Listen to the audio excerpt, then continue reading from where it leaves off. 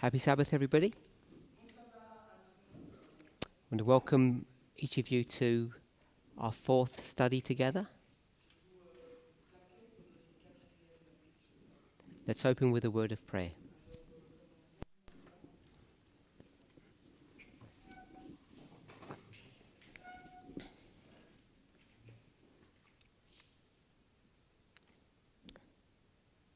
Holy God, as we look around the world, as we look at ourselves, we see that there is a fundamental difference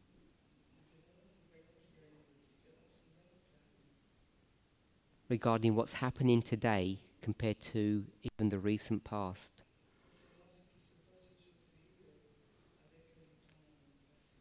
The world seems to have changed, and so have we. And yet, there are very few changes. Everything seems to carry on as it's always been. Help us to navigate a safe path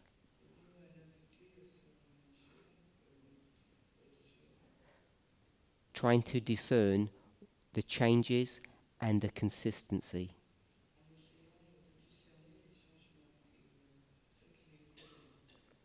Be with us in this study, we pray in Jesus' name. Amen.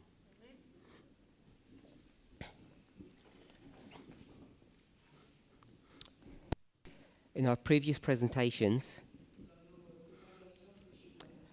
we have spoken about the secrets of our success.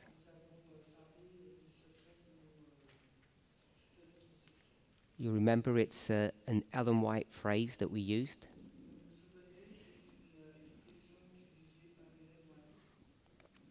And we just looked at 4 elements. We looked at methodology. We looked at the importance of coming together. We looked at the issue of organization.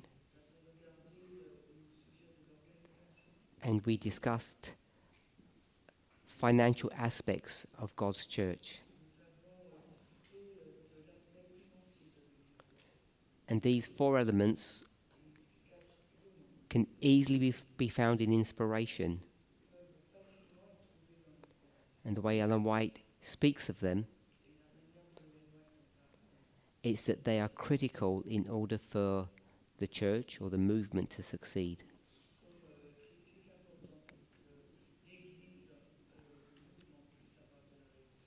We remind us that there's an opportunity to ask questions tomorrow.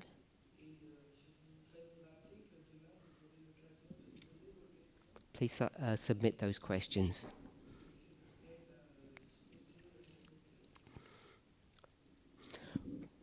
Whether you go to the book of Daniel or the book of Revelation, you can even go into Old Testament books and New Testament books.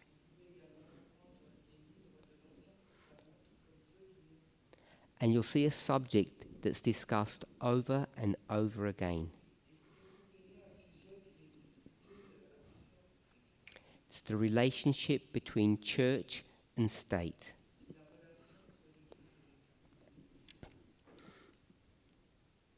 So I want to spend some time in this study discussing this subject.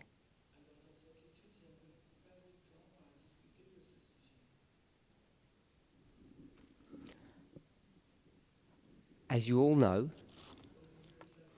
this issue of church and state, the relationship between the two, the tension between the two, has been a theme of Bible prophecy that existed long before Adventism. So this is not just a phenomena of Revelation 13.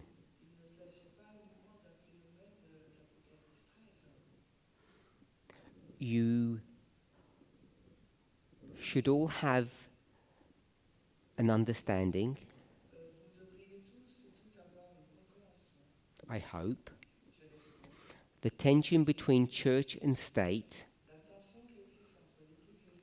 when we go back 2,000 years. When you go to the nation of, or the kingdom of Israel. We say Israel, but by the time we've got to the dispensation or the history of Christ, which is the history of the seventh and the first church,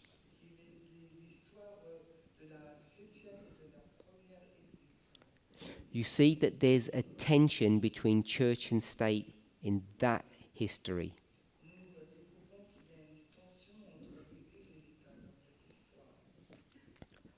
Through divine acts, through providence, what happens in that history? Does anybody have a thought? In the history of Laodicea, Ephesus,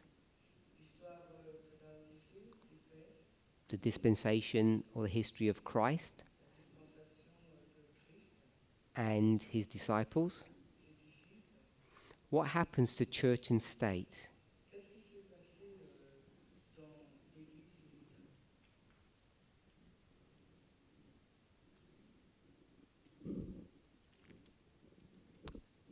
Nobody is sure?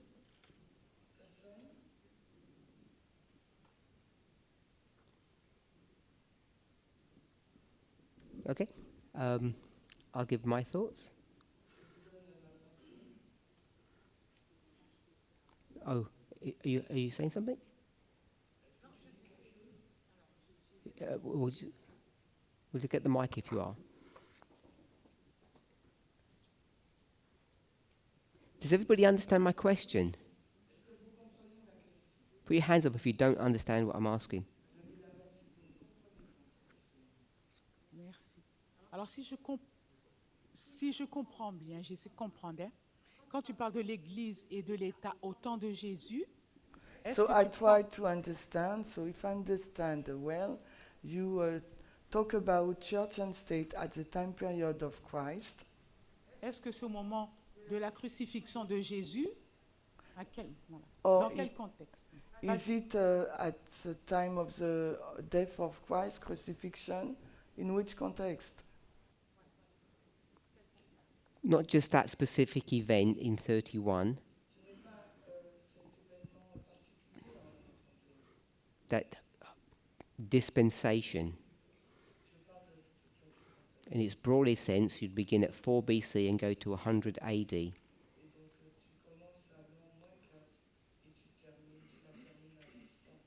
But we can think of that history as a singular point in Earth's history, and there's a change that happens.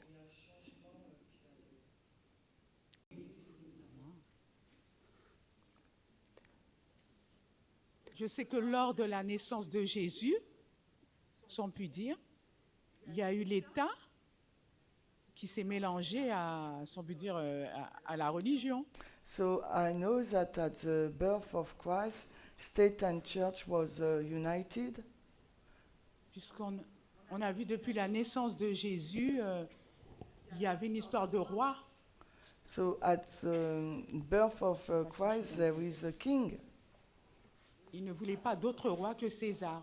Je sais ça. And after they said there no other king than Caesar. So, before that dispensation, church and state are combined. This is in Israel. And Afterwards, church and state are separate.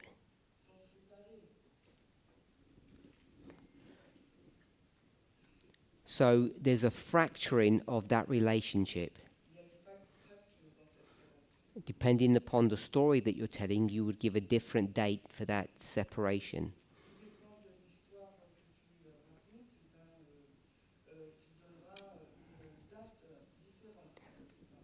Corinne? Les dirigeants juifs ont utilisé l'Empire romain pour crucifier Christ. So the Jewish leadership used the Roman Empire to crucify Christ. Sure. And why did you say that? What point were you making? Je vois la tension entre l'Église et l'État. I saw the tension between state and church. Okay, so we're all clear that when I say church and state, this is the state of Israel and the church of Israel, yes? When I say church, quand je dis Église et l'État, on comprend bien qu'on parle de l'Église d'Israël et de l'État d'Israël. Yes? Okay. I did ask everybody, and everybody said, yeah, they understood the question.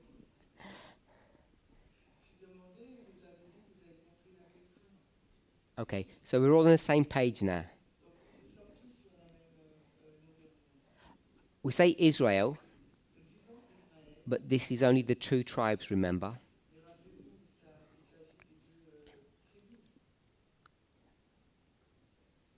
So this is the story of Israel.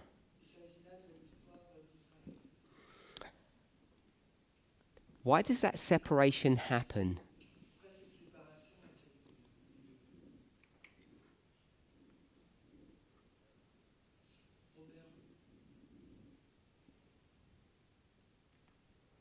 Avant la captivité de Babylone, Before, go on. avant la captivité de Babylone, l'Église et l'État d'Israël étaient combinés. So Et before Israel captivity to Babylon, church and state, Israel church and state was combined. Après, quand ils sont revenus de la captivité, And after the captivity, l'État d'Israël a perdu son autorité par rapport au royaume dominant, Babylone, les Mèdes et les Perses et la Grèce. well, after the captivity, après la captivité de Babylone, L'État a perdu son autorité civile alors after the captivity, the state of Israel lost its civil authority par rapport aux nations dominantes comme les Mèdes et les Perses, les Grecs, les Romains. because of the nations that govern, so Rome, Medo-Perse, and Babylon, etc. Donc, au temps des Romains, les Romains laissaient une petite autorité à l'État d'Israël pour gérer des choses superflues. So at the time period of Roman Empire, so Israel has a little bit of power on the civil. Donc, au temps de Jésus, l'État d'Israël avait une petite armée, mais c'était dans l'Église. So in time period of Jesus, Israel state has a little army, but it was inside the church.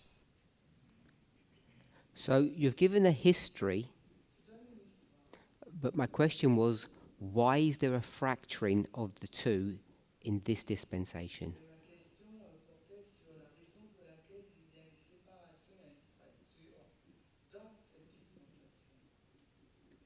Anybody can answer that. I'm not.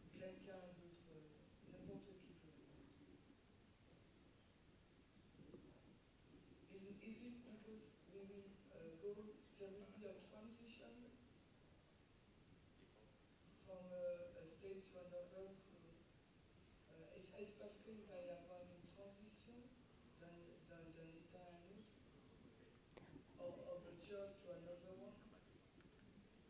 You said there's a transition between.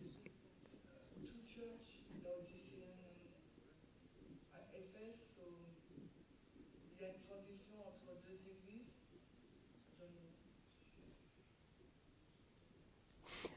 If anybody doesn't understand something, please ask me instead of asking between yourselves. It's probably easier, I think. Alors, si quelqu'un ne comprend pas ce que je dis, il est préférable de me poser la question que de la poser à votre voisin voisine. Because if you're not sure of something, then someone else might not be, and I can answer.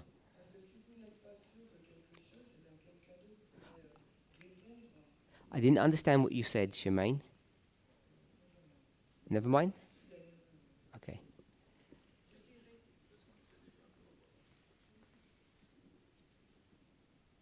Alors, quand je vois la fracture entre Israël et l'État, je pense qu'en ce temps-là, je crois qu'Ellen White explique bien qu'il y a, comment dirais-je, le peuple d'Israël était soumis à l'État. So the reason of this separation is because Ellen White said Israel was under submission to the state. Ils a- One second. Israel was under submission to the state. So, who's Israel and who's the state? Alors, le peuple juif.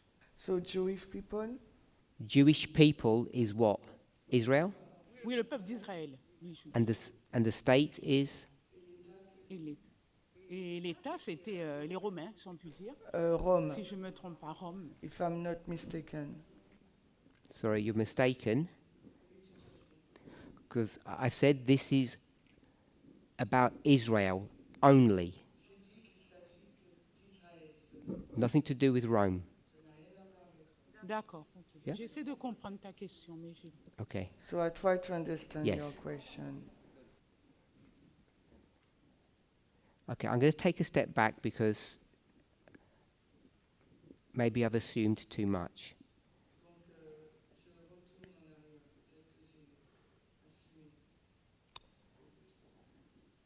Give me 1 second.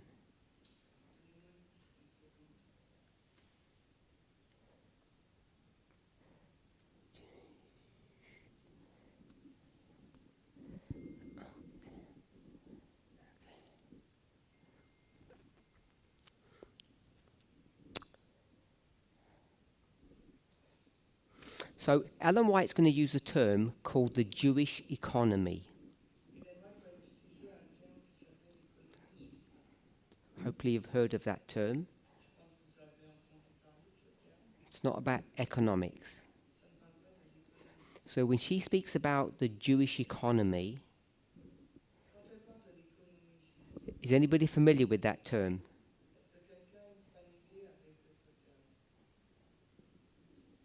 Some not. So let me read a quote, a sentence from her.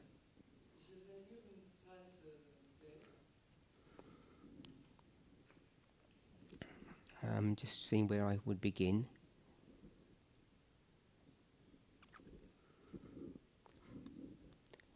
So this is talking about God.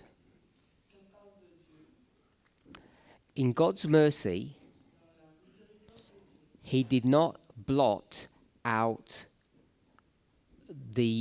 all the nations or kingdoms of this world.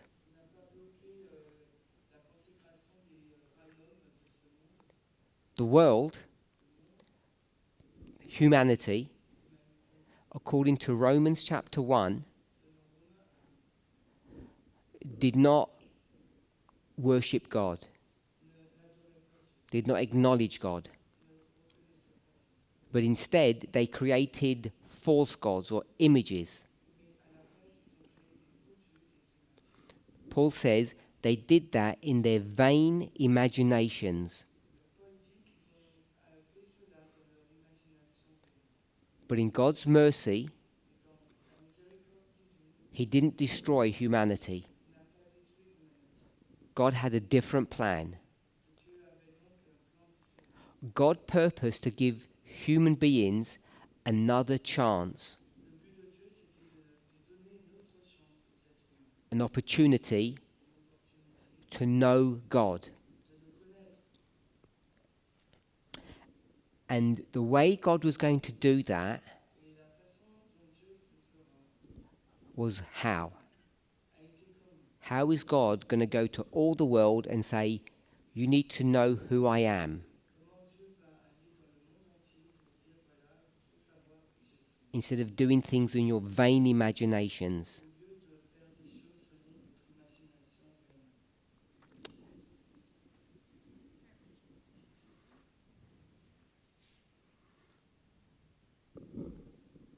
Oui, je ne sais pas si j'ai bien compris. I don't know if I understood you well. Je dis que c'est à travers, disons, la rébellion du peuple de Dieu. La rébellion, t'as dit?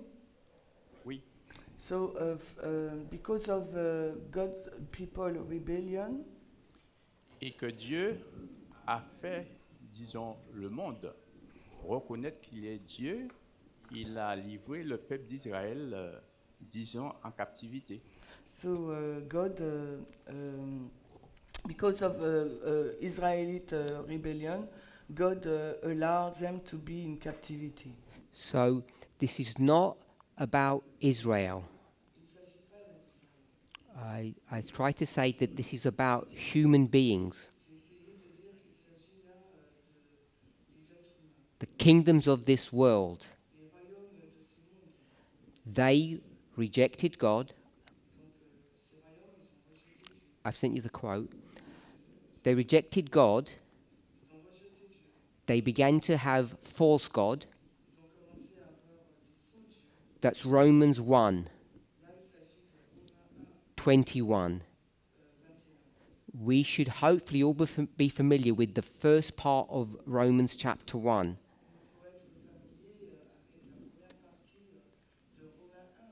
Who is God talking about in the first part of Romans 1?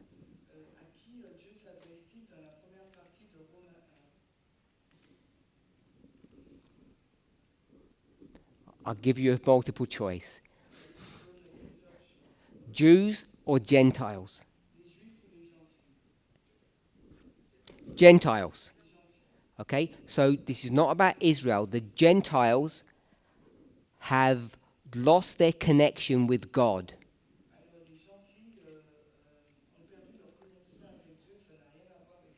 But I don't want to call them Gentiles, I want to call them people. Humans. Now they did that deliberately. Where do you see that story? The Tower of Babel. They've come through the flood and they create a system where they're going to question or reject God. And that's what the Tower of Babel is a representation of.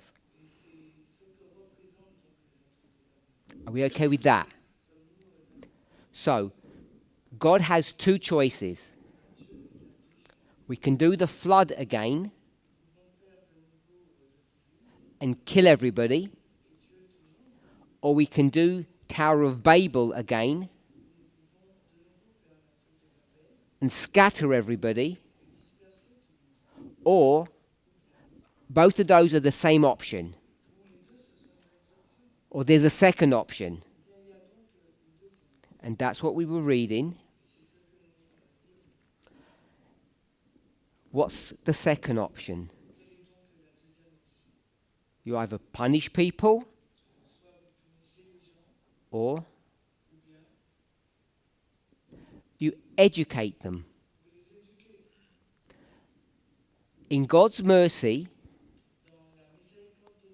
God did not blot them out. Who is the them?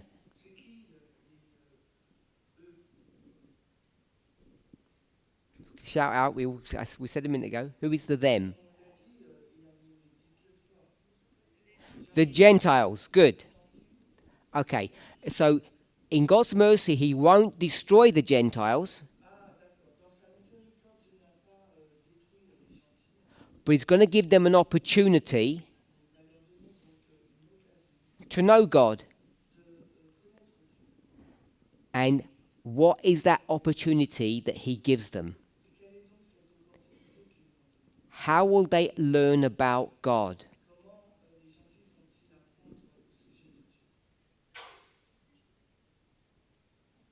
Someone said something here? Not Jesus. Israel. So God is going to create Israel and present Israel to the world. And through Israel, they will learn who God is.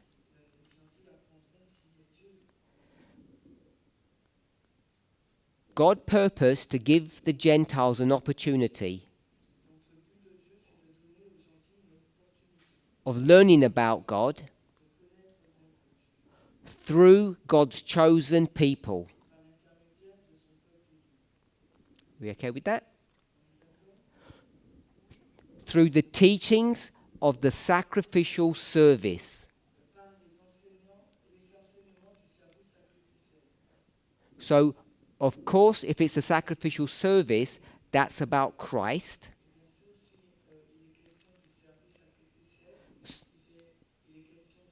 So the plan was, long before this event, before Christ is going to come, what do the Gentiles need to see?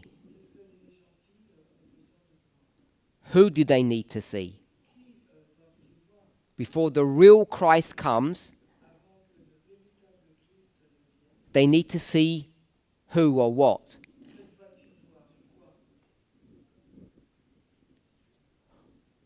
Christ. They need to see Christ before Christ is actually even going to come. How would they do that? Not prophecy. Through the sacrificial system. The lamb that gets sacrificed for the sins of the world.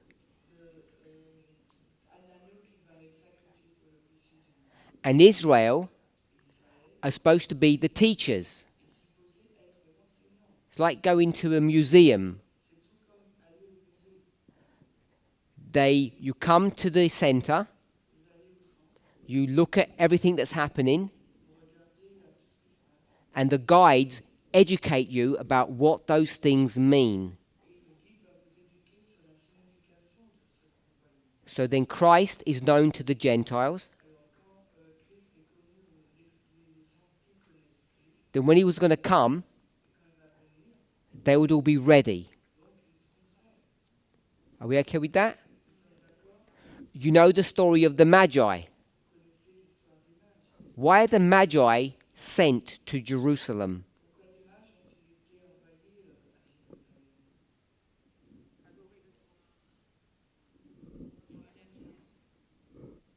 Who wants to speak?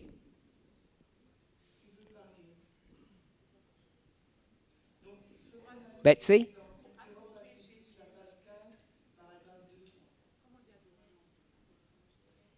Betsy?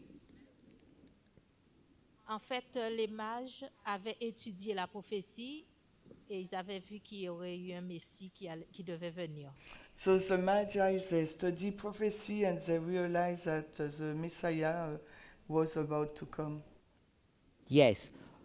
Why are they doing that? Who should be doing it? We'll let Betsy answer. Oui, Israël. Yes. So Israel should be doing that. They fail. So God sends the Gentiles to do that.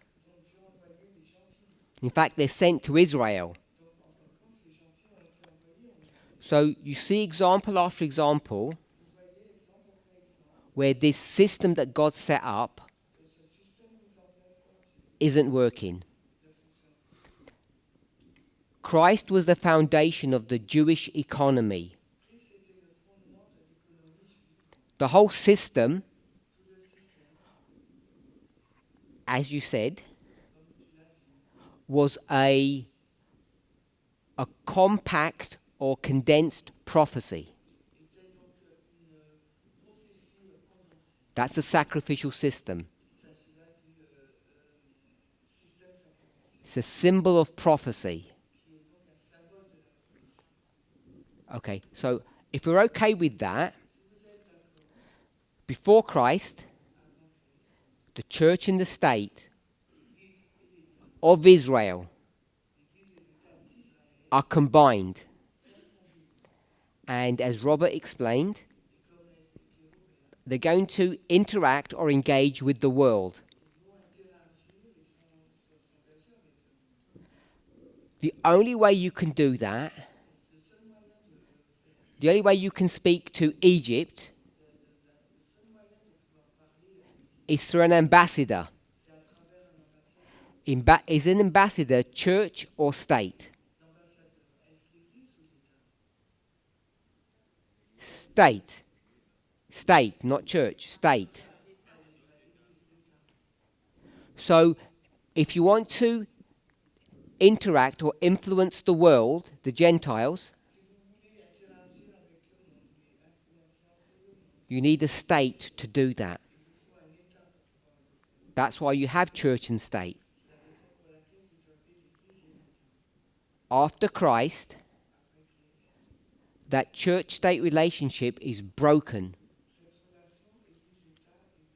There's a separation of church and state. And now, if we use the same word, Israel, what is Israel now? Post-Christ, after Christ. I'll give you three options. Church, state, or church and state. Church, state, or church and state. Just tell me the number. Who said three? Who said two? No one. Who said one? Okay. Okay.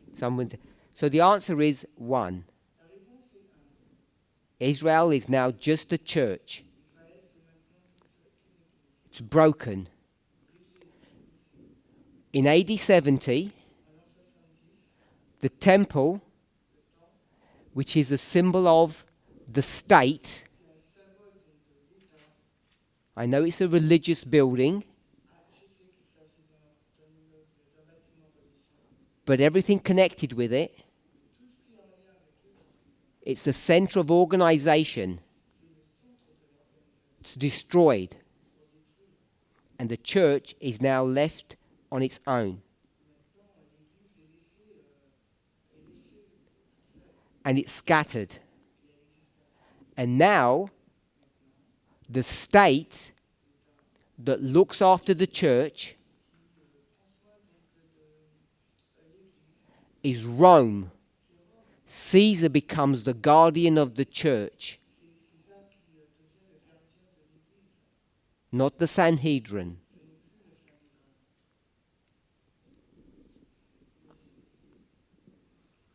Oui, j'allais faire une remarque, mais il vient de donner la réponse.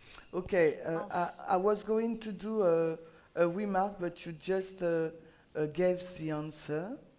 Please do the remark. Parce que j'ai dit numéro 3, I said number 3 parce que je pensais qu'on se référait à cette époque dans laquelle nous vivons.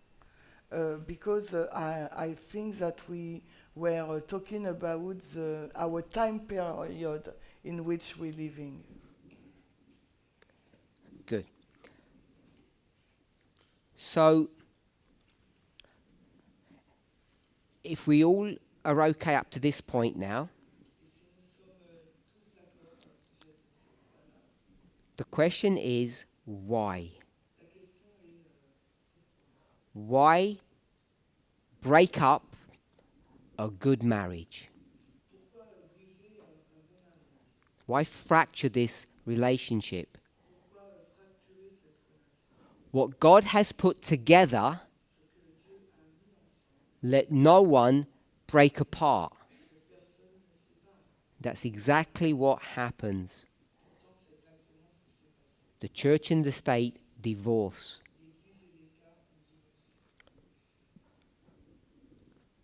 Who does that? Let's ask that question.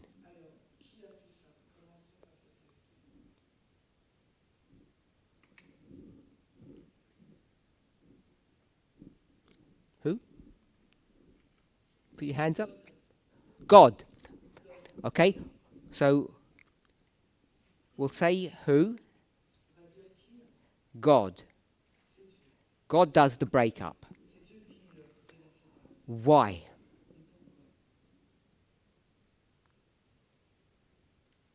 Why does God make them separate?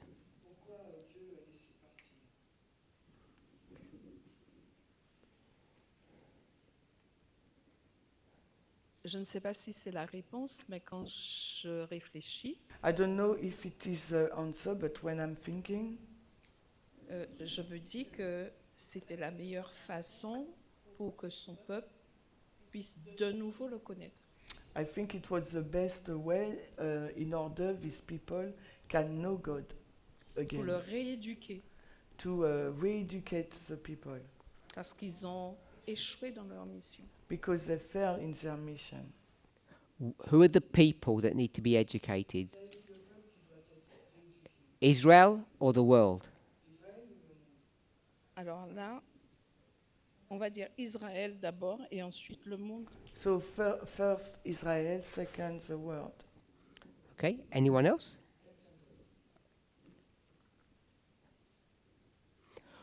The purpose of Israel, Ellen White will call them God's chosen people. What was the purpose of its creation? Was it created to be a state or created to be a church? The primary purpose.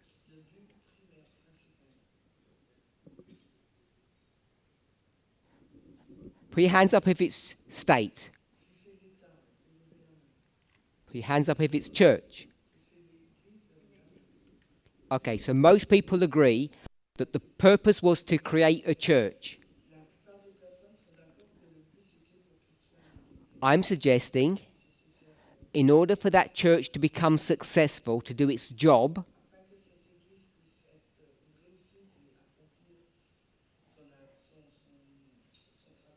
it needs to have properties or characteristics of a state. Think of Solomon. Everybody knows that Solomon is prosperous. State. Rich with money. They go to Solomon, find out why. And when he has them in his grasp, when he has them captive, what was he supposed to do?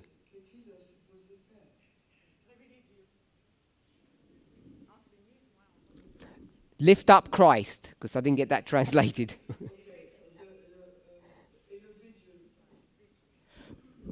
Lift up Christ through the sacrificial system.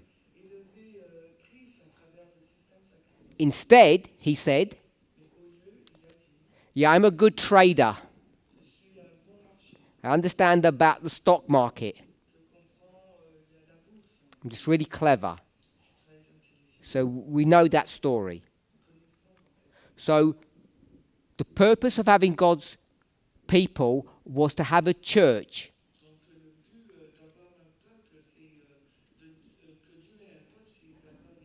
That's the apple in God's eye. In order for it to function and do its job, it needs to also be connected to a state. So that relationship between the church and the state of Israel becomes corrupted. The church uses the state, and the state uses the church. We're okay with that? And so the reason why God's going to separate them is because of corruption.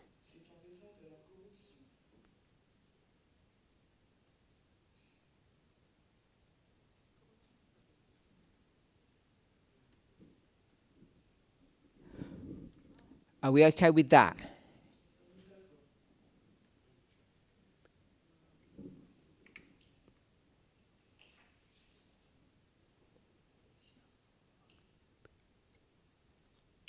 So the church has been corrupted because of power, because of state power.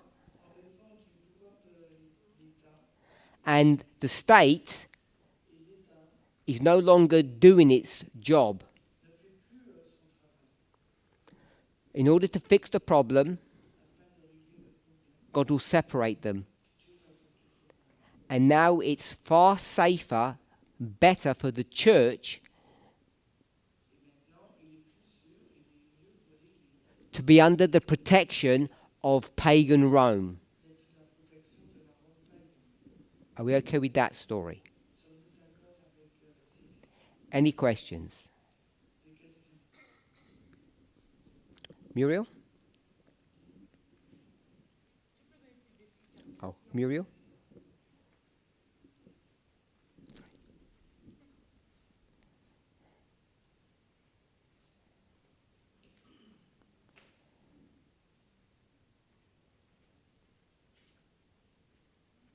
Je comprends ce que tu dis, I understand what you said, mais est-ce qu'on peut dire que cette séparation a réellement lieu but is it possible that we say that this separation is happened à la création de l'Église d'Éphèse? at the creation of the Ephesus, at the church Ephesus? Could you just do the question again?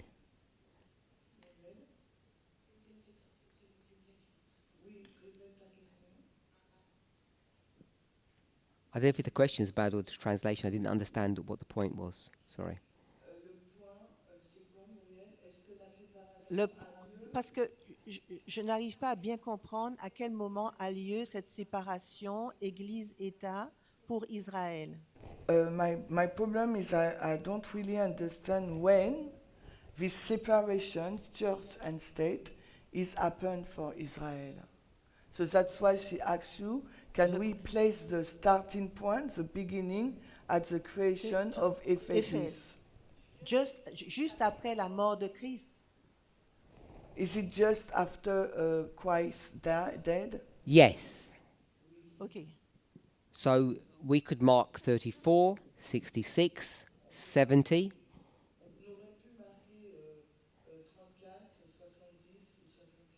So it's in the history of Ephesus. It's when Rome comes and destroys the nation of Israel. It's no longer a vassal state. It's a scattered nation. And after that, you begin to see that many people ravage that country.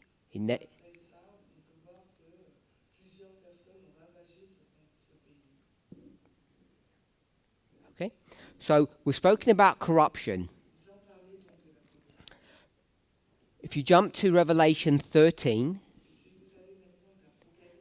you see a lamb rising up out of the earth.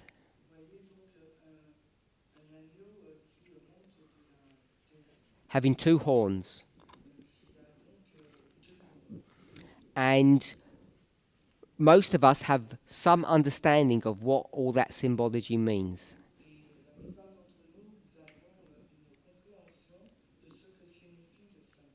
What does Ellen White say that those horns represent?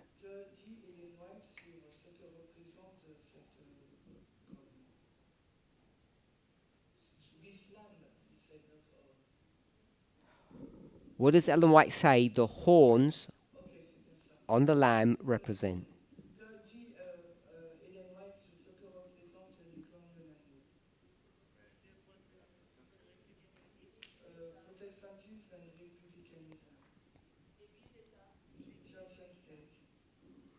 So the two horns represent church and state, someone has said. And what does that mean?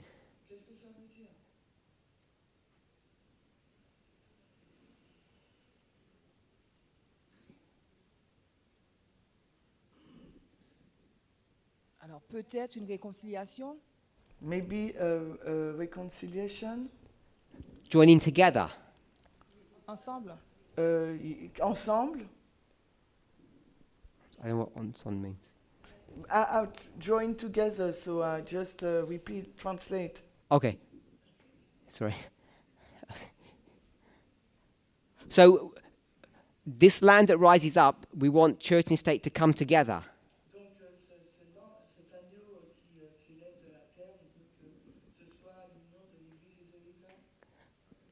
So that would mean the only people that could become the president of the United States is someone who has the religion of the United States. Is that what we think that lamb symbol represents?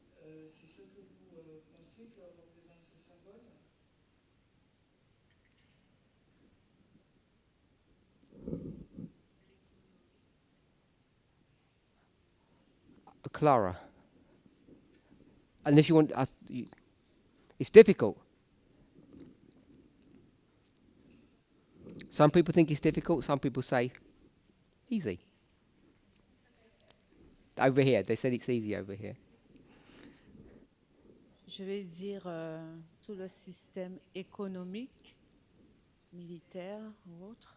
So I will say all the economic system, military and other. Any more?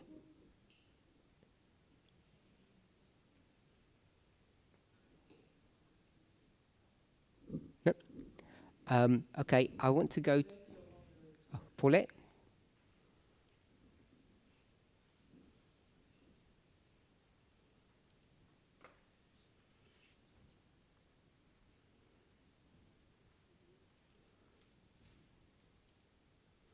Alors, on a un seul animal qui a les deux cornes. Donc, on pourrait penser qu'ils se sont réconciliés. So we have one animal that have two horns, so we can think that they reconcile. Mais en même temps, il y a deux cornes, pas une seule. But at the same time, there are two horns, not one. C'est pour cela que je disais que c'était difficile, en fait, de vraiment dire s'ils sont réconciliés ou toujours séparés. So that's why I said it was difficult to say if they reconciled or has been separate. Surtout par rapport à ce que l'on voit aujourd'hui. Because of what we see today. Avec J.D. Vance. With J.D. Vance. So I found it quite interesting. Oh, someone? Oh. Yeah? Alors, je trouve très intéressant ce sujet parce que je me suis toujours posé la question. I think this topic really interesting. I always ask me this question. À quoi ressemble le royaume de Dieu? What looks like God's kingdoms? Est-ce que l'Église et l'État sont séparés? Church and state, are they separate? Si les États-Unis représentent le pays glorieux, If United States represents the glorious land, la terre d'asile, the land who protect and receive people, Dieu devrait avoir donné le symbole de l'union à nouveau de l'Église et de l'État. God should have given again the symbol of church and state. Peut-être que dans un premier temps, Maybe, firstly, ils devraient être séparés, they should be separate, mais je pense que le but, c'était de nouveau les réunir. but I think that the target was to bring them together again. So when you ask Adventists about this subject, these symbols, Revelation 13, this beast,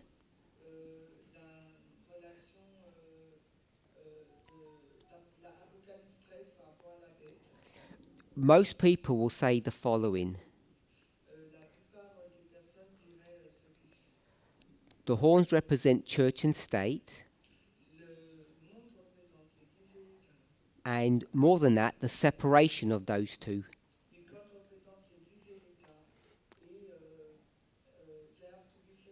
Yes. And they think that's what Ellen White says. But she never speaks of it in that way. She infers some things, suggests. So, give you a reference, Great Controversy, 441.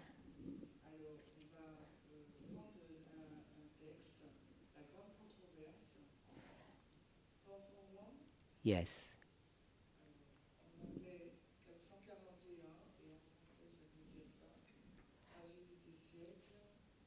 And the previous reference was Acts of the Apostles, 14.1. Yeah, I just did it for the video.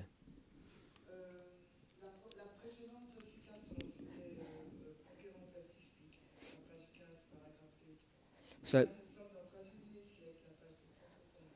when I asked what those horns represented, people said church and state.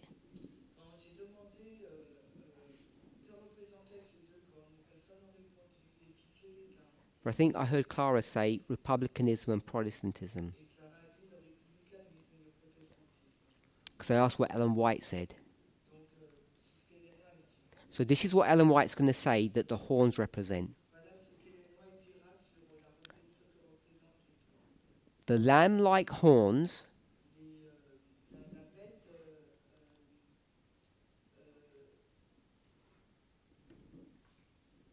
the horns of the lamb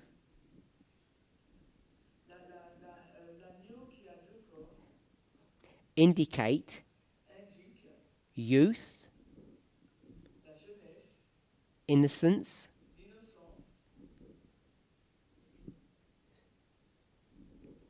and gentleness.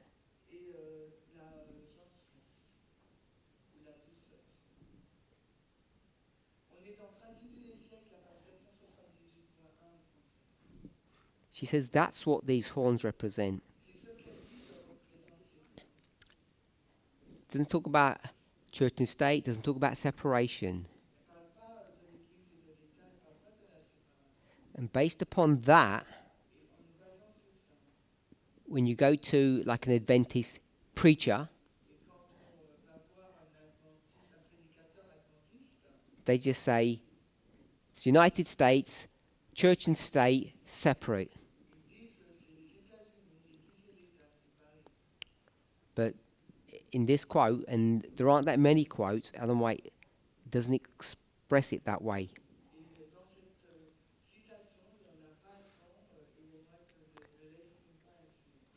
She does go in this passage to explain the characteristics of America.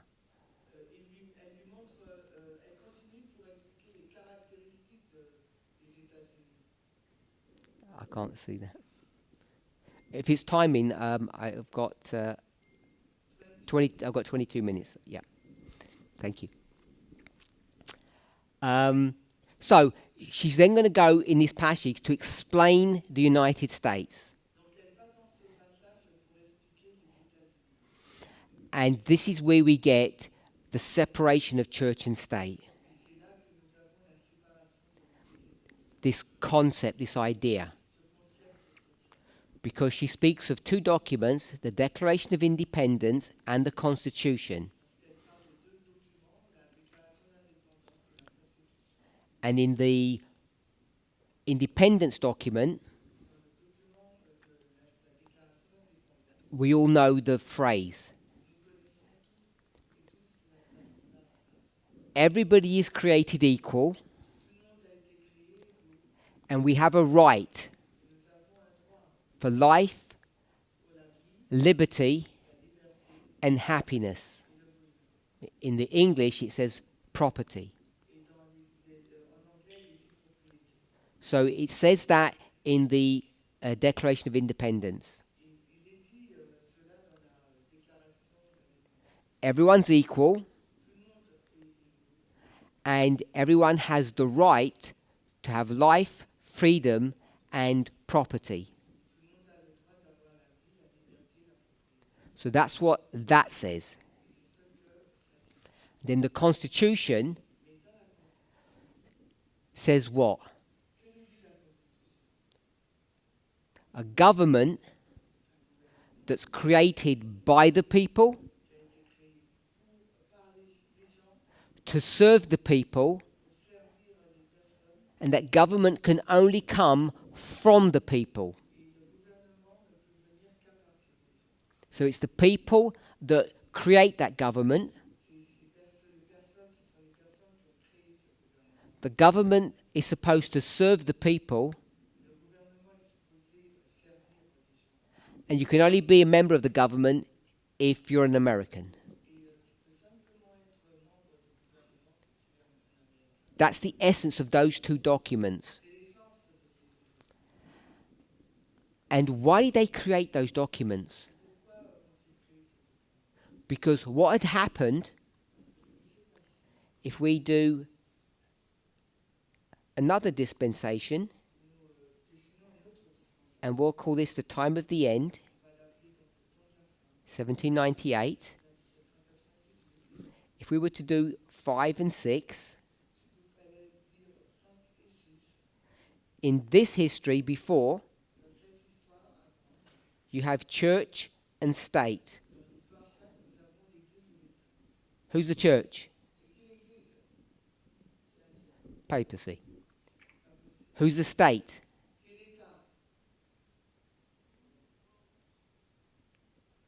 We'll call it the European kings. If we could do that. Yeah. And they had learnt of what happens when you have that system.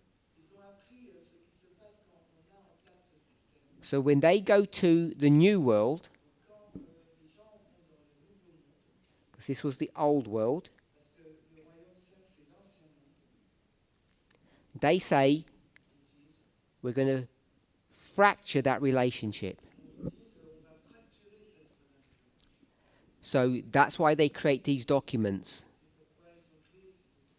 And then they say, the inevitable conclusion of those documents is freedom of religious belief. Every person can worship God as they wish. So republicanism, we know it's a form of government. And then you have Protestantism. We have to be careful when we talk about Protestantism, because I think we have these wrong assumptions of what that actually means.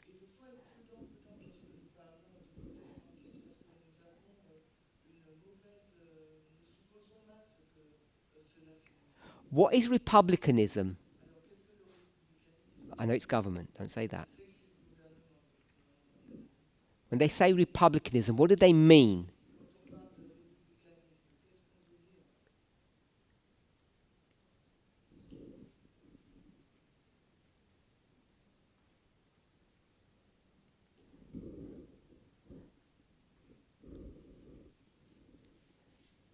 Je crois que dans ce contexte, le républicanisme doit être mis en opposition avec la monarchie.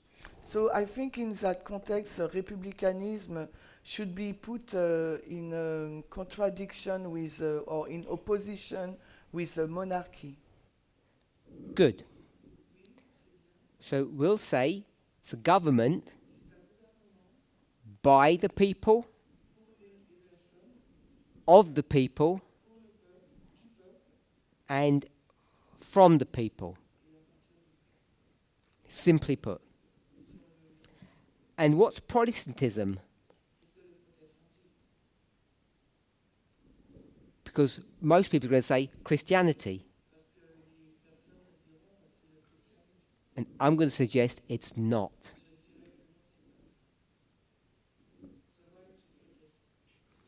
The right to protest, someone said. More? Paula said more? Paula, no?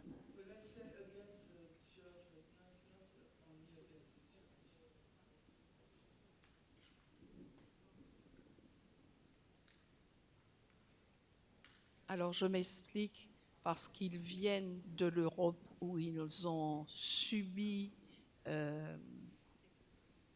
la répression au So travers du she's talking catholicisme. about Protestantism, the religion, because they are coming from Europe where they was oppressed. Et là, ils protestent en fait contre toute forme d'oppression. And then they're protesting against any form of oppression. De religion. Of religion. So, Protestantism, I want to suggest, is not Christianity.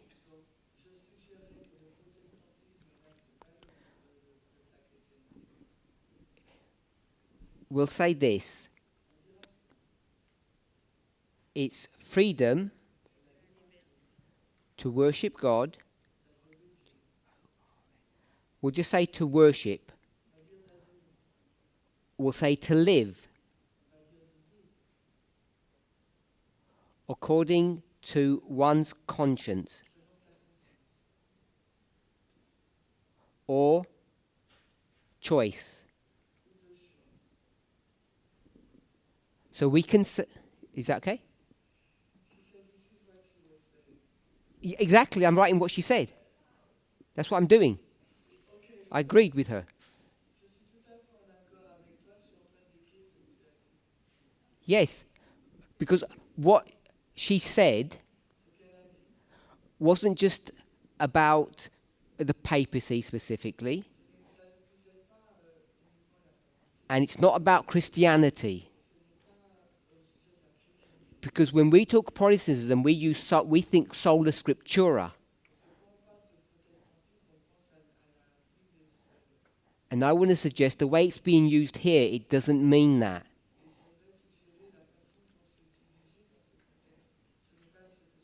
It's not the Reformation version of protesting the papacy.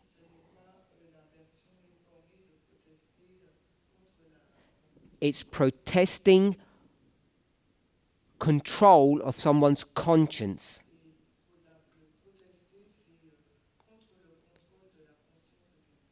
Because if you have them together in the way that we've had in the past,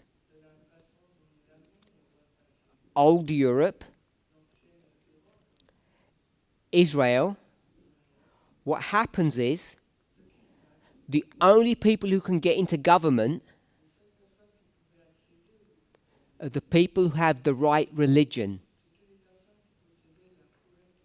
the right belief. And what this symbology is teaching in Revelation 13, what America was founded on, is a special form of government which was against the monarchy. Someone said about monarchy. And everybody can live how they want. believe what they want. So that's how I want to reframe, particularly Protestantism, in that way.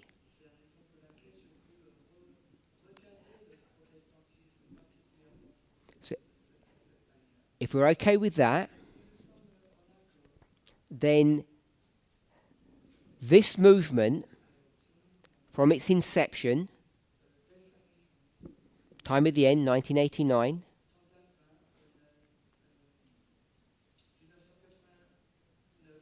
when we looked at prophecy, looking forward, how do you do that?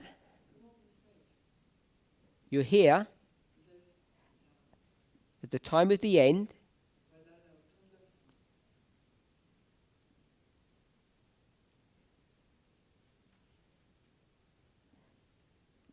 and you want to look forward. How do you do that?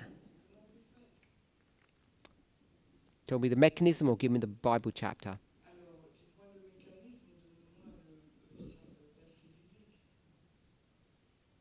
Shemaine?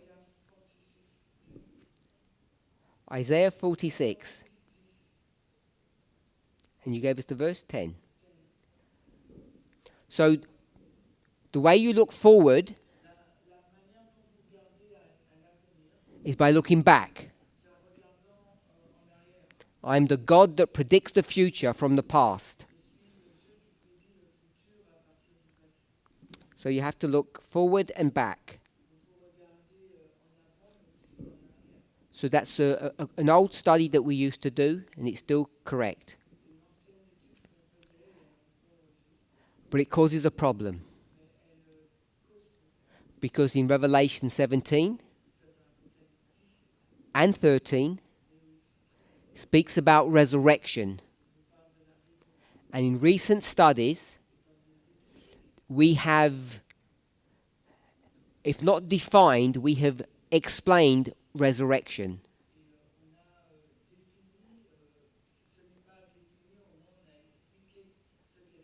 The difference between resurrection and birth is that when you resurrect, you were alive before, you died, and you're born again. Baptism, the resurrection of Christ.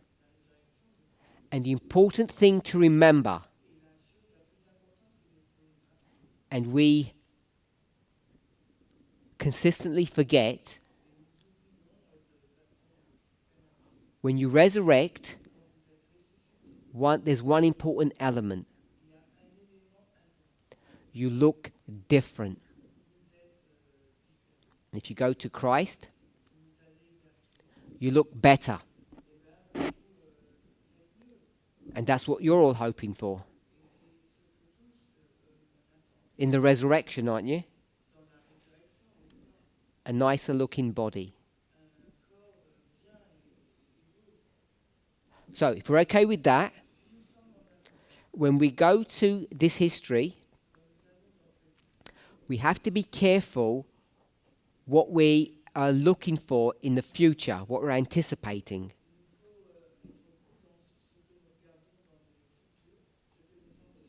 We know there's a Sunday law coming. How do you know?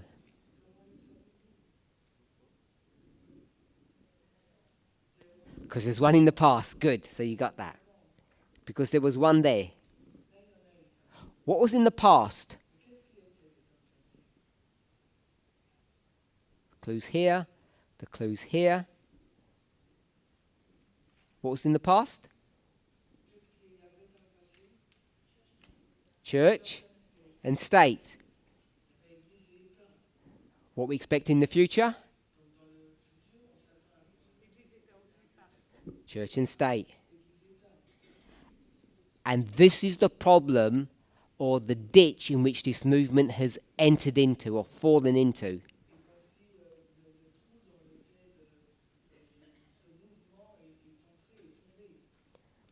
This idea of church and state after 1989. Because when you use words, they mean something or they infer something. That's why I wanted to question what Protestantism is.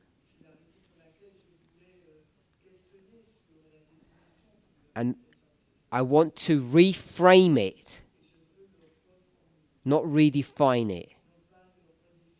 And that's what those words say. So if you can just read those words, Shemaine, for them. From here. Paraphrase it so the people understand what that says.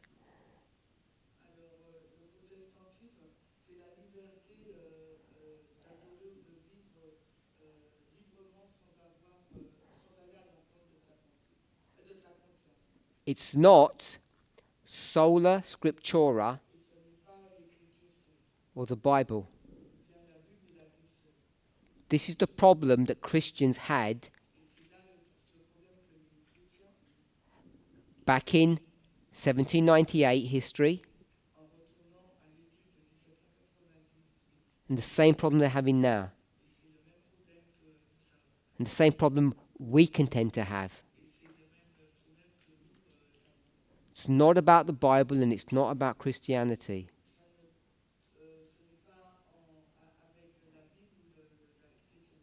If that's correct, then when Ellen White talks about Protestant America,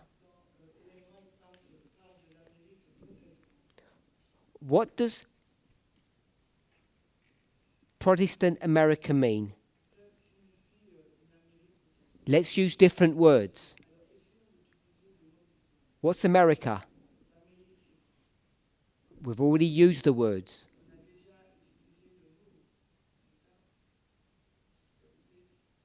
Not that word. Not that word.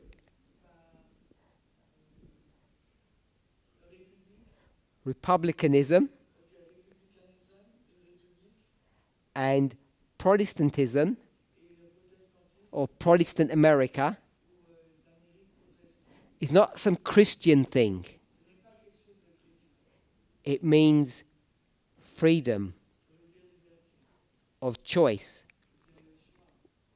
We'll use the word liberty. I prefer that one. Yeah, so I'm just going to use liberty. I like that. So Protestant America means having liberty.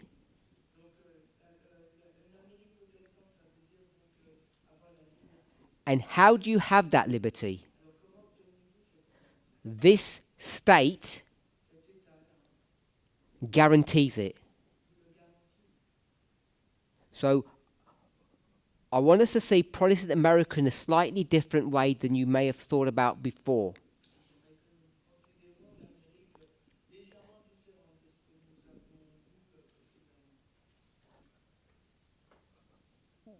A phrase that we have borrowed, that's good. If that's good, what's the bad phrase that we use?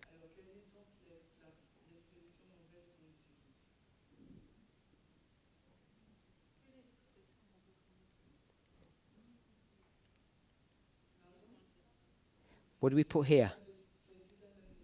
If that's good, we agree that's good.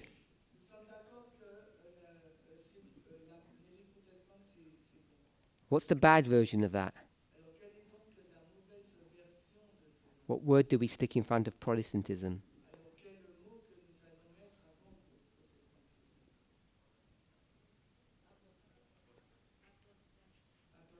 Apostate Protestantism is not some false version of the Bible. What is it? If the good is liberty, what's the apostate?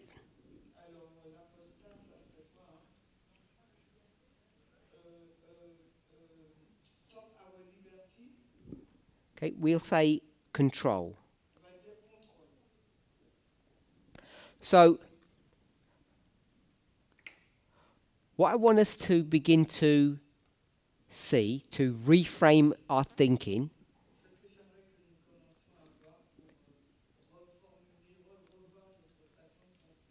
when we use these terms, Protestant America,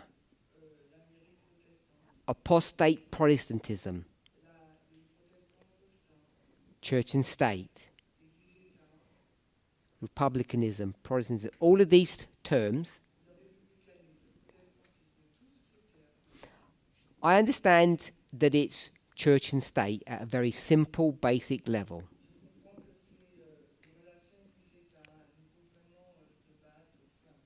I know Protestantism is a Christian denomination,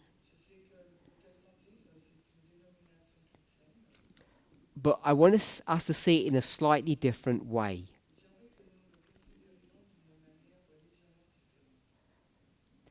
We taught church and state for a very long time. And when we spoke about church, we meant Christians, like Catholics, Protestants. And we then went into the threefold union, spiritualism, Protestantism, Catholicism. Had all these really strictly defined definitions of religion.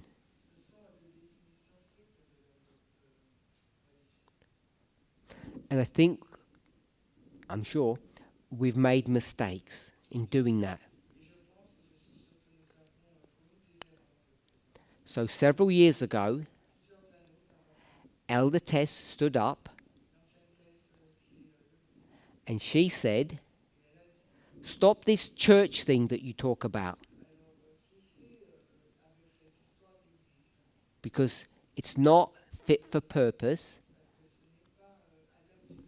So we were saying church. We'll call it religion. I want us to see that the way we've expressed it here, there's no religious aspect to it.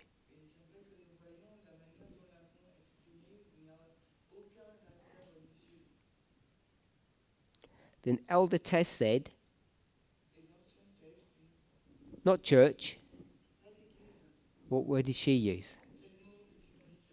Culture. So she tried to reframe our thinking by using the word culture.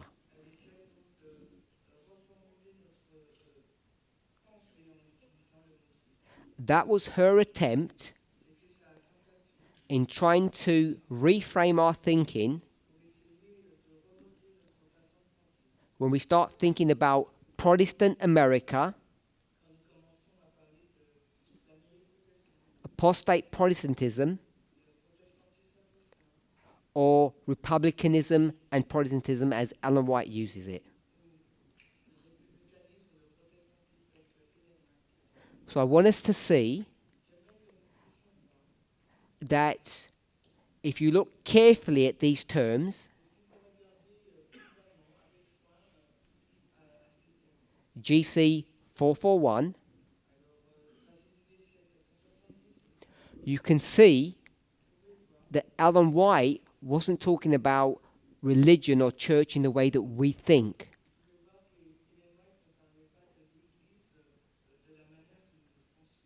She uses the term Protestantism differently. And how do you know? Because you go to the paragraph and you see she's using a technique which we call repeat and enlarge. She sets a narrative in the first part of the paragraph and repeats it in the second part.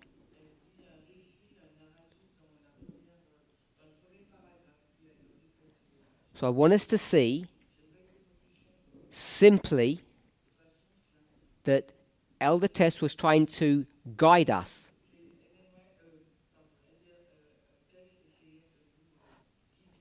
away from a model that isn't helpful. I don't want to call it wrong, but it's not fit for purpose. So that's the word that she used. And now, as time has moved on, rapidly, it's only been a few years, now there's an exploration to use even a different word. Not church, not culture, but nationalism.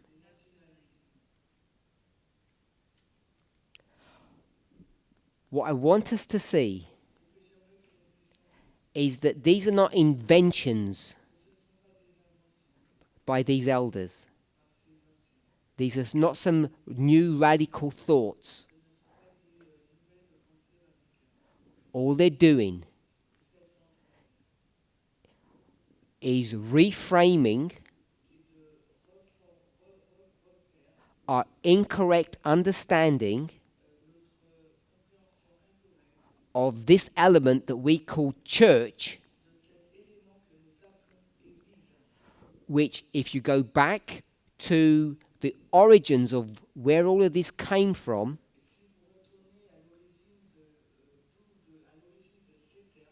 we've just went to Revelation 13. If you re-look, you can see them there in the original words.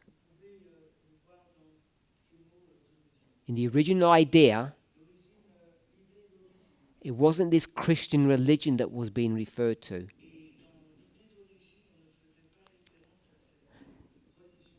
And it's very difficult to look at Ellen White's writings. In English, they use the word parsing, which means carefully checking.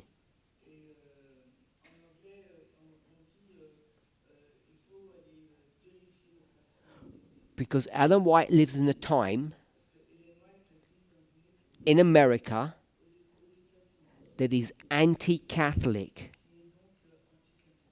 And it molds and shapes the way she writes.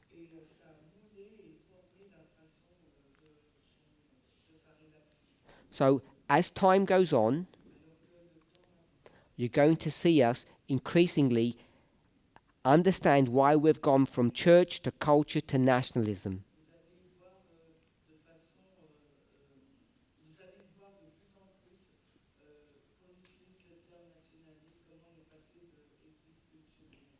They all mean the same thing, but when you say the words, they infer very different things. They shape how you view things. That's why it's important to use the right word in the right context. Let's pray.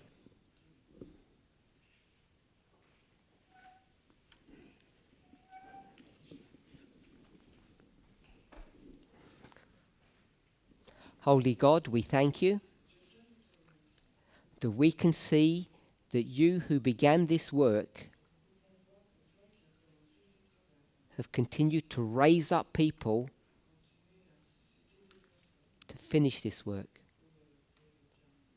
Help each of us to go back to the time of the End magazine, to earlier studies, to the Bible, to Ellen White's writings, and search for these things